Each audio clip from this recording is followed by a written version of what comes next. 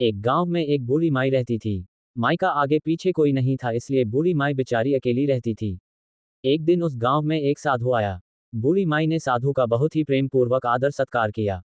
जब साधु जाने लगा तो बूढ़ी माई ने कहा, महात्मा जी, आप तो ईश्वर के परम भक्त हैं। कृपा करके मुझे ऐसा आशीर्वाद दीजिए जिससे मेरा अकेलापन दूर हो जाए। अकेले रह रह करके उब चुकी हूँ। साधु ने मुस्कुराते हुए अपनी झोली में से बाल गोपाल की एक मूर्ति निकाली और बुढ़िया को देते हुए कहा, माँ ये लो आपका बालक है, इसका अपने बच्चे की तरह प्रेमपूर्वक लालन पालन करती रहना। बुढ़िया माई बड़े लाड़ प्यार से ठाकुर जी का लालन पालन करने लगी। एक दिन गांव के कुछ शरारती बच्चों ने देखा कि माई मूर्ति को अपने बच्चे की तरह लाड़ कर रही है। नटखट बच्चों को माई से हंसी मजाक करने की सूझी। उन्होंने माई से कहा, अरे मैया सुन, आज गांव में जंगल से एक भेड़िया घुस आया है जो छोटे बच्चों को उठाकर ले जाता है और मारकर खा जाता है। तू अपने लाल का ख्याल रखना, कहीं भेड़िया इसे उठाकर ना ले जाए।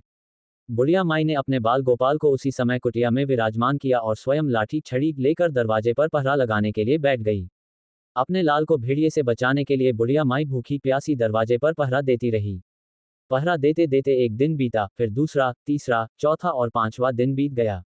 बुढ़िया माई 5 दिन और 5 रात लगातार बगैर पल के झपकाए भेड़िए से अपने बाल गोपाल की रक्षा के लिए पहरा देती रही। उस भोली भाली मैया का ये भाव देखकर ठाकुर जी का हृदय प्रेम से भर गया। अब ठाकुर जी को मैया के प्रेम का प्रत्यक्ष रूप से आस्वादन करने की इच्छा हुई। भगवान बहुत ही सुंदर रूप धारण कर वस्त्राभूषणों से सुसज्जित होकर माई के पास आए। ठाकुर जी के पांव की आहट पाकर माई अड़ा गई कि कहीं दुष्ट भेड़िया तो नहीं आ गया मेरे लाल को उठाने। माई ने लाठी उठाए और भेड़िए को भगाने के लिए उठ खड़ी हुई। तब श्याम सुंदर ने कहा, मैं हूं, मैं तेरा वही बालक हूं जिसकी तुम रक्षा करती हो। माई ने कहा, क्या?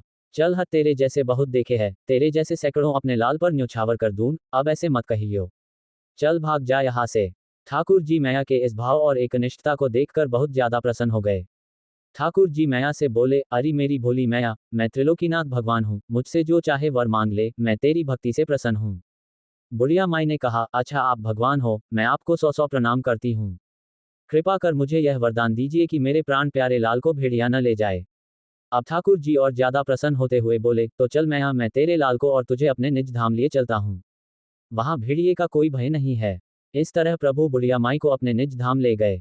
सीख इस कहानी से शिक्षा मिलती है कि हमें अपने अंदर बैठे ईश्वरीय अंश की काम, क्रोध, लोभ, मोह और अहंकार रूपी भेड़ियों से रक्षा करनी चाहिए।